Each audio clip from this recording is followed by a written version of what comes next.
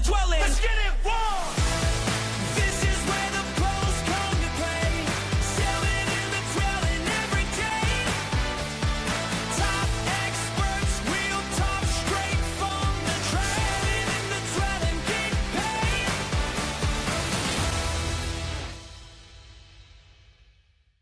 Hello, everyone, and welcome to another episode of Selling in the Dwelling, the podcast for the in-home selling and remodeling world. I'm your host, Alan Langer, and I'm really excited today to bring in another great guest. We've got one great guest after another, and I'm going to bring in Mandy McEwen in a second. But before I get to that, just two quick notes. My title sponsor, don't forget to visit them, my friends at Paradigm Vendo, the best in-home selling software you're going to find. It's paradigmvendo.com/dwelling. Check them out. And also the podcast website is sellinginthedwelling.com. So let's get into today. I'm very excited because I've got Mandy McEwen joining me today. And Mandy, people are probably in the in-home world may not have heard of her. But if you're in the LinkedIn world, you have definitely heard of Mandy. And I brought her on because I think LinkedIn is so important. And I think the in-home selling world is missing the boat a little bit. So Mandy, before we get into it, how are you? It's great to see you and welcome to the podcast. Yeah, I'm good. Thanks for having me, man. You're welcome. So Mandy and I met on LinkedIn, I don't know how many years ago. Over the years that we chatted, she was actually on my first podcast, Marketing and Sales Over Cocktails. We had a great time doing that. But at some point, Mandy told me she sold for renewal by Anderson. And I was like, what? Because you guys know that I sold for renewal for almost a dozen years, a little over a dozen years. And it turns out that Mandy was there for a couple of years in Kansas City back in like 2008, 2009. So now, before we get into her RBA days, she is the owner and the founder of ModGirl Marketing and Luminetics. And what Mandy does now is she helps people build their personal brand on LinkedIn and really teaches people how to get customers and sell on LinkedIn. So, Mandy, first of all, tell us about the LinkedIn stuff because I've just been fascinated and really it's been awesome to watch your growth and what you help people do on LinkedIn with Luminetics and ModGirl. Yeah, for sure. Also, don't forget I sold Sherwin-Williams paint before I sold Anderson windows. Okay. Even better. Okay. So Sherwin-Williams and RBA windows. Sherwin-Williams, So then renewal that's by what she's Anderson. talking Yes, about on yes, yes. today's episode. The premium home improvement sales. Okay. Exactly. So yeah, technically I have a sales background, but then I fell in love with marketing and now I kind of blend both. So the reason that I love LinkedIn is because it is very relationship based. And as a home improvement seller, it was very relationship based, as you know, Alan, right? Yes. And so unlike other social media channels, which is when I started my first agency, ModGirl Marketing, this was before, this was 2010 when I first started. So LinkedIn wasn't really used much as a social channel or social selling. It was used just to get a job. Yeah, It it was like was a really like recruiting more of tool. a job board, Right. really. Yeah. It was more like a resume, recruiting, that type of thing. I was using Facebook. I actually started my company before Instagram was even a thing. That's how long I've been doing this. It was before Instagram existed. I started ModGirl Marketing while I was selling windows. Basically, the reason that I fell in love with LinkedIn is I realized like this is the easiest way to get in front of people that you want to get in front of. So I started using it pretty early on when I realized, hey, I can easily send a connection request to someone and they will likely accept and I can have a conversation with them. Versus Facebook at the time where it's like you go to someone's profile and send a random message and you're like, who is this creep trying to reach out to me? You know? Where it's way less creepy on LinkedIn because it's a business platform, Right. So Exactly. I was in Kansas City at the time when I started my company, and I was literally going and finding all the Kansas City business owners. And I was literally just saying, and this was circa probably like 2014 when I started doing this on LinkedIn. Obviously, I started my agency in 2010, and then it took a few years, 4-ish years before I realized like, hey, there's people on LinkedIn. That's my exact target audience. Instead of looking like a creep on Facebook, I'm going to go to LinkedIn, which I still did the Facebook thing too, by the way. I did both. I was a Right. hustler. So I did the Facebook and I did LinkedIn, but I literally was just like, hey, Mandy McEwen here, fellow Kansas City business owner, would be more than happy to connect with you here. And then I just started building relationships that way. And I ended up getting business that way. Right. So it really is, into this day, Alan, as you know, it's the easiest way to get in front of your people And by your people, I mean who you're trying to sell to or who you're trying to build referral partners with. Right. Right. Right. And that's why I decided to focus on it. So the last stat I saw, you follow LinkedIn trends and statistics much more than I do these days, but what, 900 million people on LinkedIn now, and somewhere around there as far as Hmm. the size of the platform. Hmm. Like we're almost at a B. We're almost at a billion people. That's Yeah. crazy. And Yeah. it's funny because more and more B2C professionals, like we're Yeah. talking to here, are using it and crushing it because it's very undertapped right now for certain markets, right? Yes. And that's why I wanted to have you on, because I talk to B2C in-home sellers every single day. And more often than not, why do I need to be on LinkedIn? I'm in home. LinkedIn is a B2B platform. It's not B2C. And I try to tell people, yeah, but all of these B2B people have homes that need windows or need roofs or need siding. You should be getting out there as the person that can do that in your market. So how would you answer that question if someone says, why should I be on LinkedIn? I sell siding to homeowners. So speaking of the stats, I think they have a stat too that's like the average LinkedIn user makes $100,000 a year, right? Wow. Wow. So if you are targeting these people to sell to, don't you want the ones that can afford whatever the heck you're selling, right? Exactly. Like that's who you want. You want the people that have careers that allow them to invest in whatever you're selling for their home to make their home better. Mhm. So they're there. They're on LinkedIn. The professionals are on LinkedIn. And it's not hard when you get in the swing of things. Even if you only spent 2 hours a week on LinkedIn, you could do quite a bit as a seller when it comes to just connecting with local professionals in your area, right? It's really easy to do these things on LinkedIn. You don't even have to pay LinkedIn. You don't even need a premium account. You can literally just go and use the search bar and type in a job profession and then filter it by location. And then you could remove the job if you want, but start with something in the search bar and then hit enter. And then you'll see a tab that says people and then Yep. click that. And then you'll see like search parameters that pop up.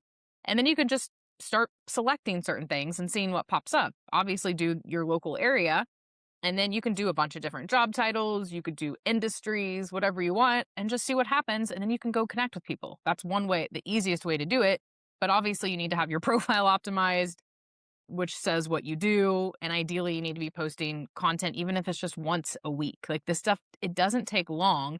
But instead of relying on your marketing team to give you leads, you're doing something about it. You're being proactive at the same time and you're building relationships. And this isn't just about, oh, these people can be a direct client of mine. You also need to think outside the box a little bit where you're just getting visibility. People can refer business to you, Hmm. right? Hmm. Especially in these local areas. It's all about who you know. And if you build relationships with people and they like you as a human, which you will showcase that on your LinkedIn, they're going to think of you when they're talking to their next door neighbor or their friends that talk about needing a new bathroom or a new kitchen remodel or new windows. They're going to think of you because you built that relationship.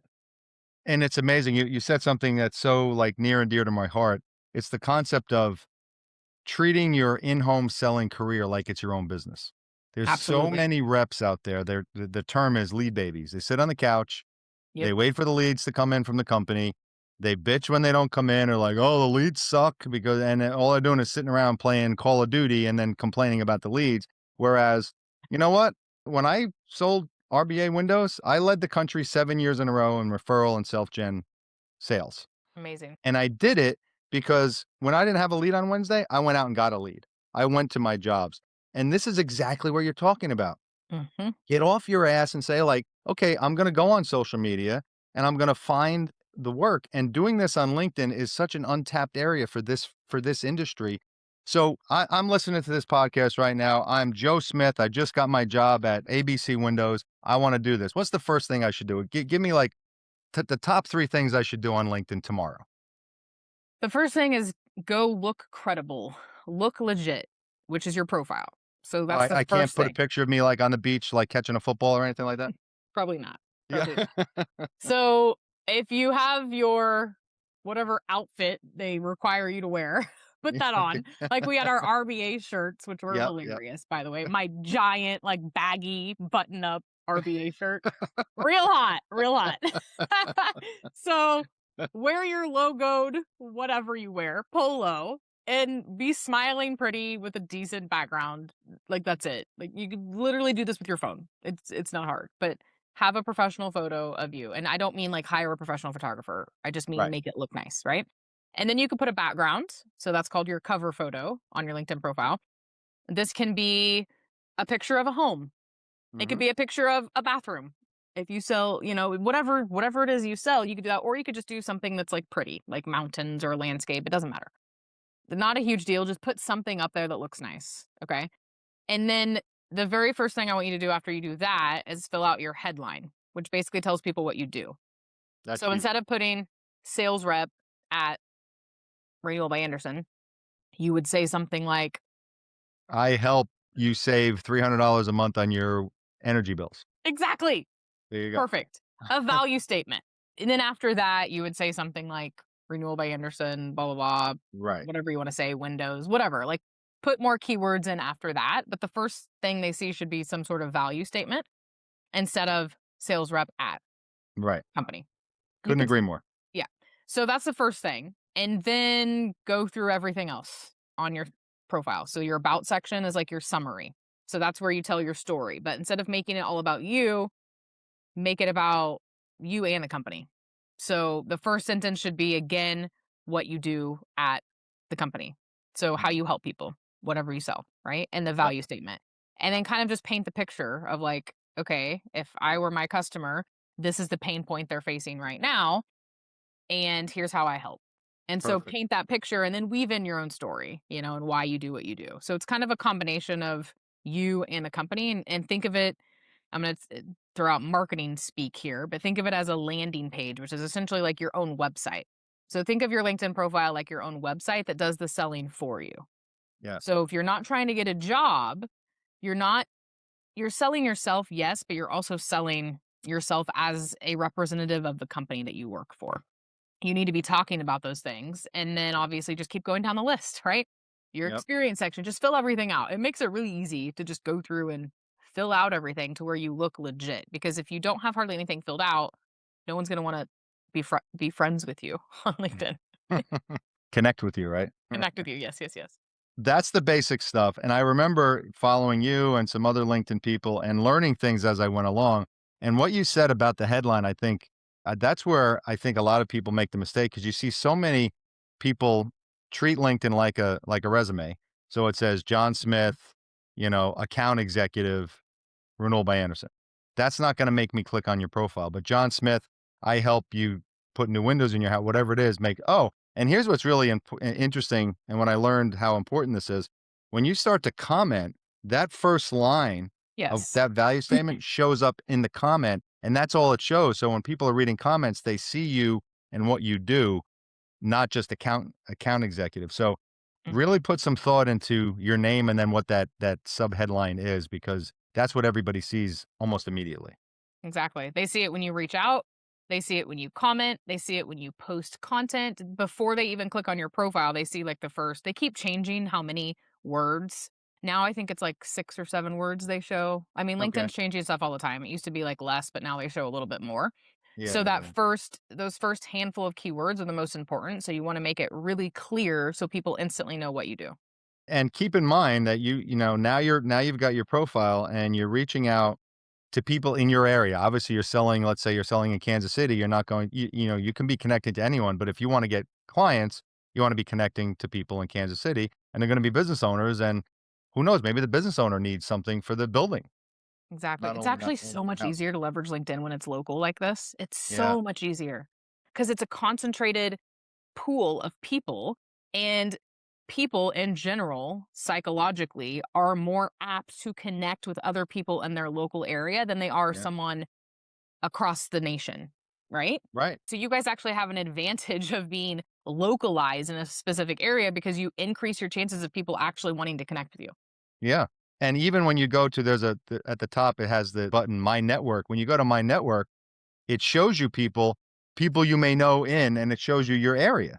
I'm in Rhode Island, but it always says people in Providence or people in Boston. It always shows me, that's always in my network area, and I always look at it. I'm like, oh, that person owns a home improvement company. I'm going to connect with that person. I'm going to say hello. So just to do that, you'll be way ahead of so many other home improvement reps that are out there because they're not doing this. But it starts with the mindset of, okay, I'm not going to be reliant on the company giving me every single lead I have. If the company's going to give me 7 a week, I'm going to get 3 a week myself. And then it builds from there. And that's what I did. Exactly. And let's get real. Like, who's to say you're not going to be at that company 3 to 5 years from now? But guess Right. what? You have your network that you built up. It doesn't matter what company you're at. You're Right. building relationships that follow you for the life of your entire career. Doesn't matter how Right. many companies you end up working for or whatever you end up selling, you have that network of people. So this isn't just a temporary, I need leads for this specific company. This is literally helping you build a network of people that can help you achieve your goals regardless of what role you're in. Right. And again, LinkedIn, it can be free, but you can pay for the premium thing where you get more features. But when I say run it like your own company, you're not out there purchasing ads on Facebook. You're just out there connecting with people. The other thing I say is like, let's say you want to call on a business or let's say you drive by a building and you say, man, that building needs new windows. I guarantee you probably find that person on LinkedIn and then you can connect with them. And now it's no longer a cold call. So tell me, I'm really curious because I know we talked about you being at RBA, but how did you get into in-home selling back then? Because we're talking 16, 17 years ago now. A So long time ago. Out of college, I went to University of Kansas and I wanted to be a bilingual school psychologist. A bilingual school bilingual school psychology. psychologist, Okay. very specific, okay? That is a niche. Very much. Studied abroad in Spain, come from a family of teachers, but didn't necessarily want to be a teacher, but similar, majored in psychology and Spanish. Long story short, I was pretty smart, but I was also like way ego more than smart. So I thought as a 19-year-old, I could take the GRE and not study. And the GRE is what gets you into graduate school. Yep. So I didn't study because I was like, "Ugh, I'm so smart. I can totally ace this." And I didn't. I failed miserably. And I cried and I was a little baby. And instead of being like, I'm going to study next time and take it again, I was like, screw this. I don't want to do graduate school. I'm going to go get a job in sales. So the reason I got into home improvement was actually my grandma. My Really? grandma was a big wig, one of the only female sales reps for Sherwin-Williams that sold commercial airplane paint and whatnot, Okay. right? For Airplane years. paint. Wow, who thought that was a thing? Yeah, and this was a long time ago, obviously, Yeah, right? So yeah. she worked her way up the ladder at Sherwin-Williams on the commercial side as a sales rep, one of the only females, and she was like, "It's a great company. You should go work for Sherwin-Williams. You could do what I did." Keep in mind at this time I was so frustrated because my dreams were shattered. Like I had this Yeah. whole vision and I was like, "I'm not studying again. Whatever. I'm just going to get a job like everyone else. I'm not going to graduate school." And so I literally went and applied for Sherwin-Williams and I got it. You know, they sent me through training and I was an assistant manager in Kansas City, Kansas at a paint store for Wow. Sherwin-Williams. Yeah. It was pretty decent pay too as a 20, I graduated university early too.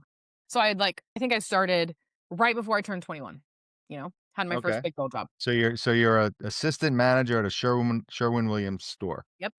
And Okay. that was my first like home improvement situation, if you will. So I learned like the ins and outs there and sales. I'd Yeah, of course. never done sales before. So I learned sales training, everything from there. And then I was like, I didn't see a vision of me becoming an actual like commercial sales rep because that path, it just wasn't there. I would have had, it was like a completely different division. And I was like, I don't want to be stuck in a paint store wearing khakis and a freaking button up Sherwin Williams The shirt red vest? with paint. No, it was blue. It was a blue Oh, it was a button up. blue vest. Okay. Yeah, no vest. No, no vest. No vest. Just Oh, no the vest. Okay, I thought it was a vest. Okay. just a button up little denim shirt with paint everywhere. Yeah. Had a great time. Loved the men that I worked with. Like it was fun. Like I had a good time. But I was like, Yeah. I don't really see my future. Mm-mm. And I didn't really want to be a manager. I was like, I don't really want to do this anymore. So because I was in home improvement, I started looking at like other home improvement sales rep jobs, and Renewal by Anderson was there. And I was like, Yeah. sure, let's go do that. And then I applied and got it. And I was like the first female on the team, and then they hired another female. There was only two of us. The rest were Well, all dudes. I mean, female reps back then, almost unheard of. I Yeah, mean, they very just unheard didn't of. hire And we people. were young. Everyone else was way older than us too, right? Yeah. So like me and we were the same age and we were like 20s.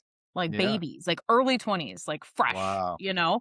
And so they threw us to the wolves as I'm carrying these giant windows around, this little 5'4" girl going around.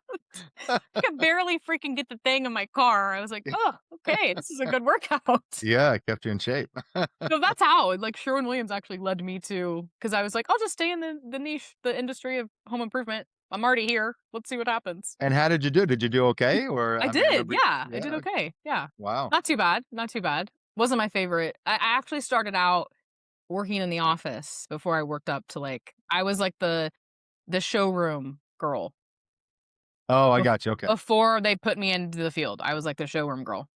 And I Gotcha. would bring my little puppy at the time, Juno, and I would sit her on the desk, and she's like R.I.P. Juno, a Yorkie Shih Tzu mix, and everyone thought she was a stuffed animal until she Oh, no. moved, and she was the highlight of the showroom. Like, Of course. she was like the mascot. And I love that they let me bring her. People would come in and, like, I mean, she helped sell the windows, of course, obviously. So then That's they yeah, put me in the field. obviously, yep.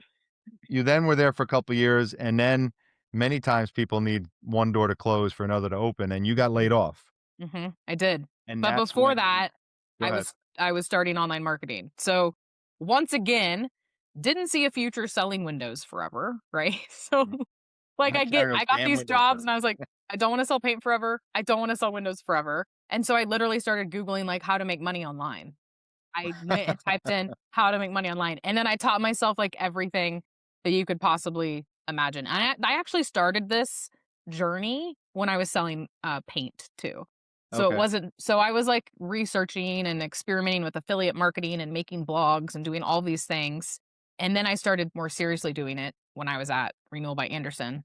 And obviously that was my priority, not selling windows. So I was kind of slacking on that side. So I got laid off, which was amazing because it allowed me to focus on my passion, which was not selling windows. My passion was online marketing. I was obsessed with it. Like, I was literally obsessed. I freaking loved it. I would do it day and night, just constantly. That's awesome. And I was like, I love this. This is what I want to do for a living. And so I poured everything into that. And because of my job selling windows, I was talking to home improvement people a lot. And so my first clients were like roofers. So, like, Really? I was reaching out to one chiropractor in there too, just because I was like, there's lots of chiropractors, let's do that. So I would literally I would go to Google and I would type in like Kansas City chiropractor, Kansas City roofers, and I would email all of the people on the second and third page of Google, Yeah. manually cold email them. And I'd be like, hey, Alan, Mandy here, you know, Kansas City resident. I was looking for roofing companies and I noticed that you don't show up on the first page of Google, which means no one is finding you. So what I can do for you is for free, I will get you in the top 5 results. You don't pay me anything until I get you there, and then you pay me $500. That's how I started my business. What a great who's gonna say no to that? Exactly. And I Yeah. got lucky because one of the roofing companies, he was amazing. He had another roofing company friend, and they were like besties. Even though they're competitors, they were besties. And so he told him about me. That guy hired me, and he also happened to own a recording studio. So I got two for one And special one here that I referral. got. Yeah. And he also needed a website for his recording studio. The other guy needed a website for his roofing company, and I knew WordPress at the time. I was really, really good at doing this at this point because I'd been doing it for years, like on my own. So it wasn't Yeah. just like I was like, oh, let me see if I can get you. Like, I knew I could get them on the first page of Google. I was really good at it, and I knew Wow. WordPress. So I was like, by the way, give me an extra $500, cheapest freaking website ever, and I'll I'm make gonna you tell you, you I'll make underpriced you a WordPress website. And they were like, really? Score. So I did. And I got them a badass website. I got them leads and I was like, shit, I have a business. I think this is a business. And that's Wow. literally how it started. But the roofing companies, the 2 roofing company guys who were amazing humans, by the way, just amazing, believed in me, referred me business. Like, I owe a lot to them for helping me start ModGirl. And they were the reason literally that like I was able to have the confidence to be like, shit, I can do this. Yeah. And then I got another window company. I got a competitor of I kept the check too. I still have the $500 check. All weather windows and doors, who was my competition when I sold Anderson Windows because they sell Anderson Windows but not Renewal by But Anderson, I'm rule, right, right. just Anderson Windows. Yep. And I got them as a client next. And I was like, this is Oh, amazing. that's And unbelievable. then I got them to pay me $500 a month, which was huge. I was like, score, they're going to pay me monthly to do their SEO and their Wow. website. So home improvement as a sales rep got me to be a home improvement marketer, basically, for my own company.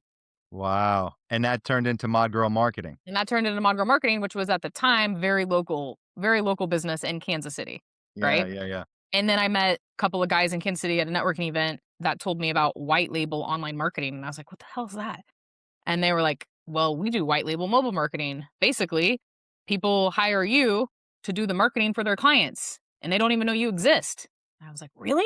They're like, yeah, you should do that. And you could go global with this. And I was like, okay, cool. So I ended up putting a page on my ModGirl site for white label online marketing. I was #1 in Google for years for that term. No kidding. Yeah. Yep. And so that is how I started a global agency, was from doing white label SEO, which means basically these other big agencies would hire little old Mandy in Kansas to do their clients' SEO, and their clients would have no idea I existed. They just thought it was them doing it. They just thought it was them. And that's Wow. literally how I started a global digital marketing agency, was from that. That's a great story. It really is. And it just, it goes back to being in charge of yourself. I don't think you would ever go back to working for someone. I know I would never go back to Nope, working for someone. Trust me, the entrepreneurial journey is not for the faint of heart. There's ups and downs and, not the at all. roller coaster ride. But I wouldn't trade it for the world. And it's because you have to have that type of energy. You have to have that type of moxie to get out there and put yourself out there and take these risks. And so congrats on your success. It's been fun to watch from my end. So, and I Thanks. wasn't even part of all that beginning stuff. So I know. We just found out about each other's RBA days recently. yeah, recently I know I'm like, I got to have her on my podcast. Hey, dwellers. You know what term is becoming very popular today in the in-home selling world? Well, it is called tech stack overload. Another word for it, shiny object syndrome by all the business owners out there. They get so overwhelmed, they get a call from a salesperson for selling software and they buy it. Then next week they buy another software and then they try this CRM. They're trying too many things at once and they're creating what they're calling tech stack overload to their reps. Well, our title sponsor, Paradigm Bendo, takes care of all of that. It is a one-stop shop, one computer, all the software you need in one spot for your rep to give the customer an amazing experience in the home. ParadigmVendo.com/dwelling. Check them out. You will not be sorry that you did. I want to touch on this a little bit because it's obviously it's the topic on, everybody talks about, which is AI. Mhm. And you just started something on LinkedIn where you basically have your own, what's it called? I have it written down here. Next Wave, right? Yep. Which is your own kind of AI platform that helps people write posts and stuff on LinkedIn. Since you've been in the business, how do you see AI affecting the home improvement industry from a company Yeah. standpoint and even from a rep standpoint, if you could comment on that?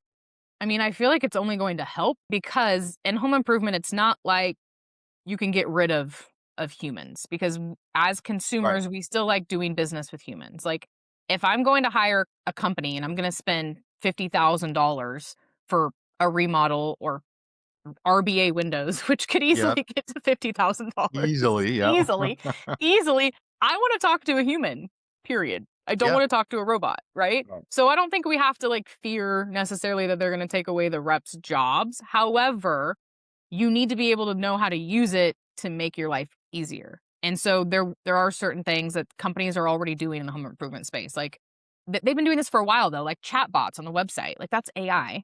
That's Yeah. been happening for years now. We just don't call it AI, but it is, you Yeah. know? So you land on a website and a little chatbot in the corner pops up and it asks, how can I help you? And they start talking, right? So when we think about like going into people's homes, like you and I were selling way before all of this was Any a of this thing, stuff, right? any of Exactly. it. So we were pretty Handwritten old school. contracts. I was gonna say we were literally writing out stuff. Like, Yeah. now it makes it a lot easier. Like, you can have AI do renderings, like right there on the spot. Like, Yeah. take a picture of the house and like, boom, this is what exactly it's gonna look like. This is what your bathroom looks like now. Take a picture, click some buttons on what they like, the countertops, the new shower, and it's like, this is what it will look like. We didn't have any of that when you and I None of it. sold, Nope. you know? So it's actually making reps' jobs a hell of a lot easier when they leverage it the right way, because then they have that information at their fingertips to be able to help them sell whatever it is that they're selling, to give the consumer trust that, like, oh, that is what I want, Hmm. you know? And the thing I'm seeing, there's so many AI and software platforms for in-home now. And I've seen companies give the reps too much stuff, and they're going back and forth with things. And they got to be careful with, for example, what you talked about, the renderings that you can do.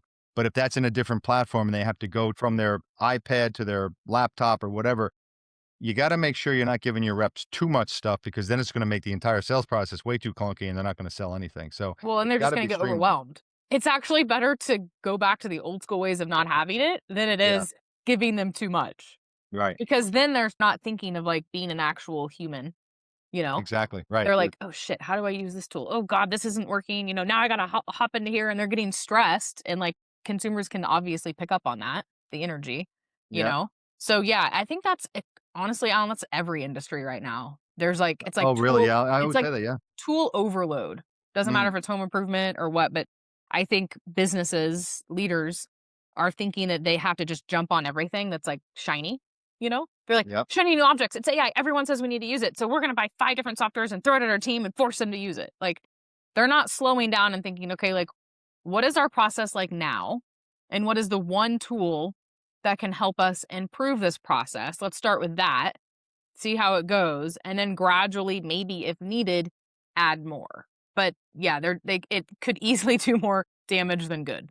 I'll give a plug to my title sponsor, Paradigm Vendo. They actually have one platform that you can do almost everything in, from Amazing. the appointment to the presentation to the contract to everything. So that's, as a rep, like, this is it. Everything's right here Yeah. on one screen and it's easy to navigate. So what is, you got it behind your left ear there. What is Luminetics? Tell me about, you got ModGirl marketing. Is Luminetics just ModGirl that just evolved to the LinkedIn side? Yeah, Luminetics is separate than ModGirl because it's literally LinkedIn. It's specific to It's LinkedIn. just all LinkedIn. Okay. Yeah. Gotcha. So ModGirl, since it started in 2010, we've literally done everything. So SEO, ads, Instagram, TikTok, YouTube, Facebook, PR, Gotcha. all of it, right? So it's All just of it. like a digital agency where Luminetics is specifically for LinkedIn Okay. and personal brands, personal branding. Gotcha. So right now, we help professionals elevate their personal brand on LinkedIn through either a DIY slash group coaching, and that's our Next Wave membership that you referenced earlier. So we have, if you guys have a ChatGPT account, we basically built our own AI tools inside of ChatGPT, and they're just custom GPTs, and so they help you optimize your profile super fast. So I was giving you guys all those tips earlier. I built a tool to do it for you, basically. So it'll write your headline, your about section, it'll tell you what you need to optimize your profile, and then same for writing posts. So we have a whole system leveraging Google Drive, basically, which is just like, do this, this, and this, answer these questions, pop it into this GPT on your ChatGPT account, use our Lumi post writer, and it will emulate your voice in a way that LinkedIn likes. So it's formatted in a way that LinkedIn prefers and humans on LinkedIn to read, but it sounds like you. So it doesn't sound like AI, right? So, and it helps you, give you ideas. So it helps write content for you. We have one for outreach, one to help you nail your unique point of view. And then we have courses paired with that, with the Slack community, and then bi-weekly coaching calls. So that's kind of the DIY side. It's very cool, and I actually, I think I sat on one of your, when you were launching this, I Mhm. sat on one of Master your classes? webinars. Yeah. Yeah, and just to see what it does, and it's really freaking cool, because you're right. I love how it, like, you write in your own voice, and it kind of, okay, this is how this person writes and speaks, and that's how it does. Because right now, the biggest problem on LinkedIn, and everybody complains about it, is they get all these bot messages every single Mhm. day. Hey, I love how you worked with, and they name a company that's like the fifth company down on your experience that you haven't worked with in 20 years. And you did this stuff and would love to connect. And then here's my calendar link, and everybody, like, they throw sales in your face. So that doesn't do that. But if you get on LinkedIn, please don't do that, or please don't use Mhm. bots to message people, because the opposite's going to happen and you're not going to get any connections. Exactly. Yeah. And that's what we train on too. So we have a lot of training. I have courses in there too. And then the flip side is we do this for people as well. Yeah. So Yeah. So you DIY and then you do it yourself. yeah, So, and then we have done for you for founders and CEOs primarily, where we're wow. doing all of this for them. I'm going to change subjects now, because I normally talk to people and say, Mandy is from, and I name the city or whatever, and you're obviously from Kansas City, but you're a nomad. Every time I turn on LinkedIn, you're in a different state or a different country. So I you know. just love traveling around. You're all over the place. Tell me a little bit about how that happened and how you, like, obviously you manage everything online, you were remote, but what's your cadence with that? Like, do you do it specifically or you just go where the wind takes you? Well, it's a little word called divorce, which put me which put me into this nomad world. So by choice, by choice. Okay. So I Okay. was in California for a decade. I'm actually from Wichita, Kansas, which is where I'm physically at this very moment. Okay. And then in a week, I go back to California for speaking gigs and to see my dog and my old life and all the things. But I was in California for a decade and I was married, and then I wasn't married anymore and decided that I didn't want to stay in California. I didn't want to stay in Kansas, but I legally moved everything back to Kansas because it's obviously tax purposes. It's a hell of a lot cheaper to have a business here than it is California. Yep. And then I decided I just want to travel the world. And so there is no rhyme or reason for where I go. It's like bucket list things. I'm like, this is where I That's want to awesome. go.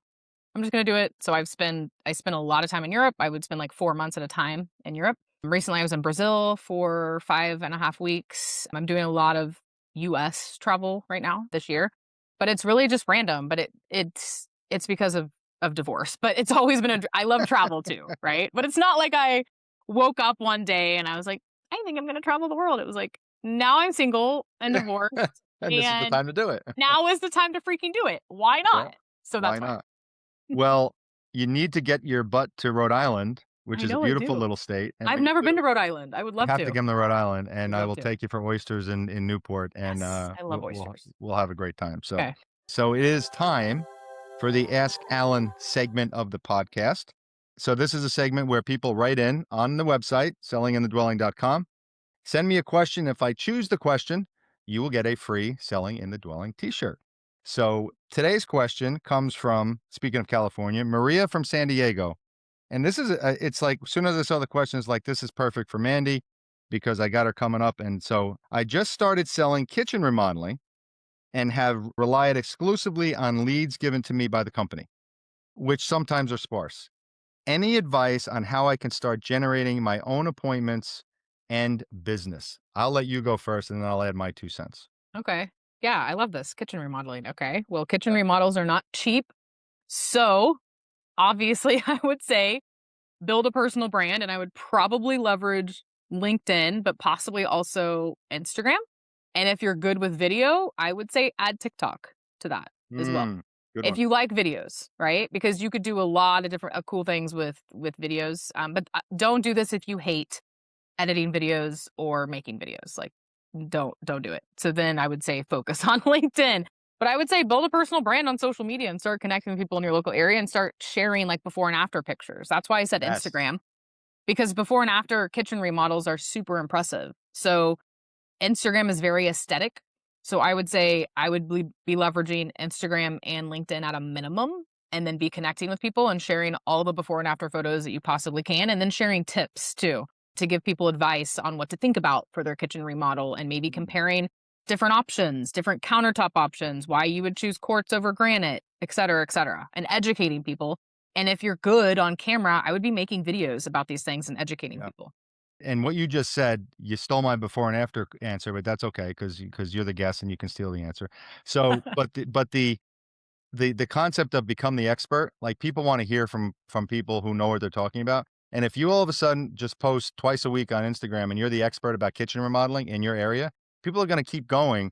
And if they're thinking, in a few years, I think I want to do my kitchen, they're going to keep going to your site, whether it's on Instagram or LinkedIn or, TikTok or whatever. But here's the thing that most home improvement companies miss. So you're getting leads from your company, you're doing that. Go visit your job sites. So many sales reps don't visit their job sites when it's being installed. They go later, or the customer sends them pictures. Here's what's going to happen. You're going to get really good pictures. You'll get before pictures, during pictures, Yep. which are equally as important, then after pictures. And then you'd be able to post them. But then you can walk around and knock on 3 or 4 or 5 doors around the houses that are doing the work and say, hey, we're doing a kitchen next door. If you need one, here's my card.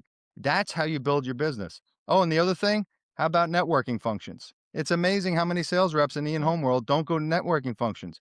Become the kitchen remodeler that goes to the chamber event once a month. All of Yep. a sudden, Everybody, I guarantee you, everybody at that event has a kitchen. And Mhm. at some point, they're going to need to change it. So what Mandy said is amazing. Some advice there for you, Maria. Treat your job like it's your own business, and you'll quickly shoot to the top of the pack at that company. I guarantee. Absolutely. Yeah, networking events are key. That's literally how I started ModGirl too. And even at Renewal, I was thrown into networking. BNI, all of Oh my those God, things. BNI. Remember BNI? Oh god. Yes, I have PTSD from BNI. I know, same. Same.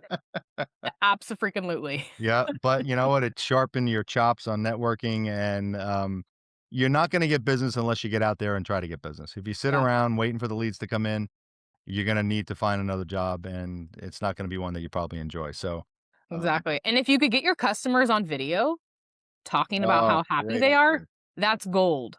Absolute Like, gold. you can make a quick clip. It's not hard with AI to make videos these days. You don't even have to be in the damn video if you're camera shy. You don't even have to be in it. You Yep. could do like show like before video and after video and then splice in what the customer thought like the day it's done and how happy they are. Boom, you have a video. What you can do today versus even What 5 years ago. yeah. It's amazing. Like when I started the Seven Secret Sales Academy, which was 6.5 years ago now, none of this existed. Mhm. And I would sit here and spend 2 hours trying to film myself to make a 60-second TikTok video, and then a year later, InShot comes out, and then one of the best advice I ever got, from a friend of mine on LinkedIn said, "What are you doing? Just progress over perfection. Every video doesn't have to be perfect. Just do it." So then I wound up doing it, and it turned in from an hour to 30 minutes. All of a sudden, now I just do a video. I don't even edit anymore. I just post it Mhm. Mhm. because It people doesn't like matter. authenticity. They don't. It Yep. doesn't matter, right? If it's So too polished, you're gonna look fake. yeah, exactly. So you need to look real because that's what people resonate with, especially in the world of robots that we live in now. Yes, So exactly right. the more real you could be, the better. And that's another thing I would say too is like, don't be afraid to share your personality online. For those of you that are listening, like the quirkier you are and the more unique you are, the better you're gonna do. Because if you Yeah, don't have some sort of personality that makes you stand out, or like for me as a nomad, like on LinkedIn, I share my travels. So you Alan do. has seen a ton of me traveling around the world, and that's what makes me unique. And so find something too, a hobby or something that makes you unique and share about that too across all your socials. And so when we're talking about Instagram, it's like I don't just want you guys to have before and after pictures and videos only. Like you need to share your life as well. Same with LinkedIn. So it's like people resonate with humans. That's how you're going to build relationships. It's not from just being businessy all the time. Yeah, and even the behind the scenes stuff, your travel. But I remember I did a video where I usually do my work in a coffee shop, and one day I filmed myself walking into the coffee shop and setting up my laptop. It got like 5,000 views, and I was like, "What the hell?" Amazing. So I was like, "This is You're what I like, this do is every all I day." have to do? Yeah. Okay. And Yes. the video previous, I spent an hour working on it. It's crazy. So, Uh-huh. yeah, it's just all authenticity is what people are really craving. Yes. So, anyway, Absolutely. Manny, this has been amazing. We were running out of time, but I love that you joined me, and I love we're friends, and I love watching your journey. So, how can people find you on LinkedIn if they need help or if they just want to connect with you? Where do they go? Mandy McEwen on LinkedIn. I am active on literally every social media channel that exists in the world, including YouTube. So at Mandy ModGirl on all the other channels. Yeah, social media is the fastest way to find me. And then I'm happy to help with whatever you guys need. Awesome. McEwen is MCEWEN, just in case you didn't know how to spell that. So it's Good call. Mandy with a Y. Mandy, thank you for joining me. And I want to thank everyone out there for joining me on this episode of Selling in the Dwelling. Don't forget paradigmvendo.com//dwelling. That is the title sponsor. Check them out. You won't be sorry you did. They are an amazing platform that puts everything you need in the home on one space on your laptop or on your iPad. Again, thanks everyone for joining, and we'll see you again next time on Selling in the Dwelling. Take care. Selling in the dwelling. Let's get it.